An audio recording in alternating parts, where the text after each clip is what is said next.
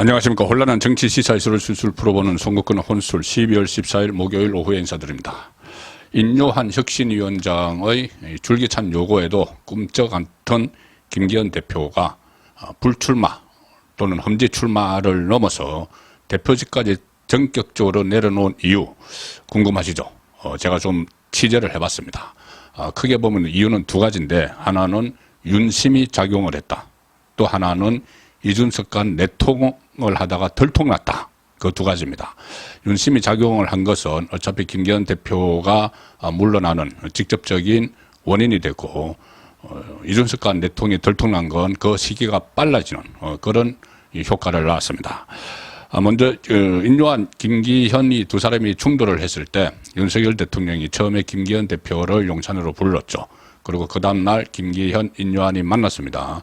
만났을 때 아마 윤석열 대통령이 인요한과 만나서 갈등을 풀어라 이렇게 지침을 줬겠죠. 지침을 줬는데 그 회동이 성과 없이 끝났습니다. 그 회동이 성과가 있으려면은 김기현 대표가 그때만 해도 울산 불출마만 하면 됩니다. 울산 불출마, 수도권에 출마를 하든 험지에 출마를 하든 아예 불출마를 했으면 거기서 갈등이 끝나고 김기현 체제가 갈 수가 있었는데, 그 해동을 한 20분 만에 끝내버리고 인요한과의 해동을 끝내버렸습니다. 그리고 그 다음날 윤석열 대통령이 김기현, 인요한 두 사람을 또 용산으로 불렀죠. 거기서 인요한 혁신위가 50% 정도의 혁신을 했기 때문에 이제 나머지 50%는 당에서 희생을 해서 100%를 채워야 된다, 이렇게 이야기를 했죠. 자, 그러면 그때 김기현 대표에게 이 울산 불출마를 종용을 한 겁니다. 종용을 하는 그런 메시지를 준 거죠. 자, 그런데도 인요한 혁신위원회가 지난 월요일에 활동을 접고 끝났는데, 그때까지 김기현 대표는 자신의 거치는 그 결정도 하지 않고 뜬구름 잡는 이야기를 했죠. 국민 눈높이에 맞지 않는 기득권을 내려놓겠다, 사직생의 각오로 하겠다 했는데 본인이 어떻게 하겠다는 이야기는 없었습니다.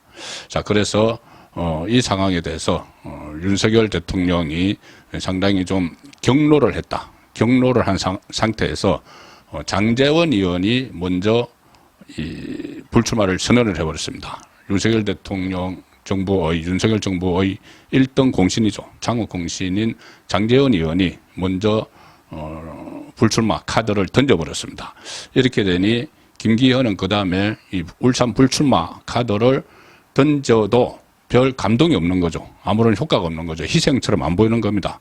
김기현이 1호가 돼야 되는데 1호를 장제원 의원이 선제적으로 했죠. 아마 장제원 의원이 선제적으로 불출마를 던진 것은 윤석열 대통령과의 교감에서 이루어진 것 아닌가, 그런 해석이 가능합니다. 왜냐하면은 이 상황까지 이 장제원 의원은 내다보고 있었겠죠. 본인이 먼저 불출마를 하면은 김기현이 울산 불출마뿐이 아니고 대표직을 내려놔야 되는 상황이 올 것이다까지 내다봤을 겁니다.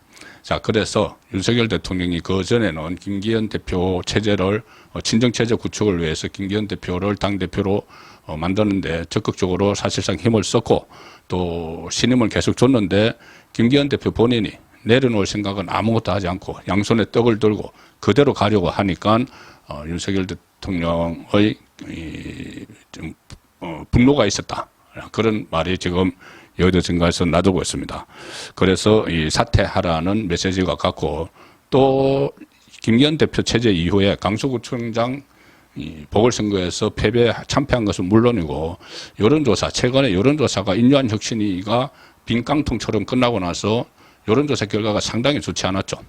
다음 총선에서 정권 견제를 위해서 민주당 후보를 찍겠다는 여론이 정권 안정을 위해서 국민의힘 후보를 찍겠다는 여론보다 한 10%, 15%포인트 이상이 차이가 난다는 여론조사 결과가 속속 나왔고, 또 이 내부 보고서에서 서울 같은 경우에 49곳 중에서 6곳밖에 못 건질 수도 있다는 최악의 상황을 가상한 시나리오도 나왔죠. 그래서 김기현 대표 체제로는 도저히 총선을 치를 수 없다. 본인이 양손에 떡을 들고 있는 것도 그렇지만은 능력도 되지 않기 때문에, 그래서 이 사퇴하라는 아마 시그널이 김기현 대표에게 갔고, 그래서 김기현 대표가 잠적을 한 상태에서 이눈치, 주눈치, 저 계산을 막 하고 있는 차에 이준석 간 내통하고 있다는 것이 들통이 나버렸습니다. 이준석에 대해서는 윤석열 대통령이 상당히 반감을 많이 여전히 가지고 있죠. 그게 들통이 났기 때문에 본인이 사표를 던지지 않을 수 없는 상황이 돼버린 겁니다. 어제 그 오후 5시 3분쯤에 김기현이 페이스북에 당대표 사퇴 입장문을 올렸죠.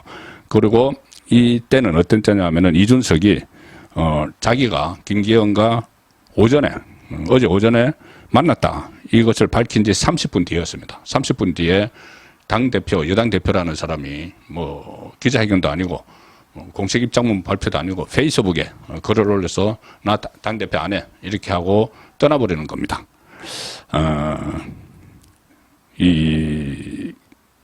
그때 이준석은 27일 탈당하겠다 이렇게 이야기를 했었죠. 27일 탈당, 원래는 27일 뭐 신당 만든다, 진당이 뜬다고 했다가 또 말 바꿔서 27일 탈당하겠다고 했는데 탈당을 하겠다는 사람과 당 대표가, 그때까지 당 대표가 비밀리에 몰래 내통을 하고 있었던 거죠. 이 내통을 하고 있었다는 걸 보니까 그 전에 이준석, 그리고 이준석의 이 측근이라고 하는 이기인 이 사람들이 그 경기도의원이죠. 이 사람들이 지금 이준석에게 국민의힘 지도부에서 뭔가 이런저런 제안이 들어오고 있다. 선대위원장 이야기도 있다. 이런 식으로 계속 흘렸죠. 그래서 그것이 이제 몸값 높이기다. 거짓말 아니냐. 저도 그렇게 봤는데 실제로 김기현이 그동안 이준석과 내통을 하면서 그런 제안을 했을 가능성도 배제할 수 없는 그 상황이 지금 전개가 됐던 겁니다.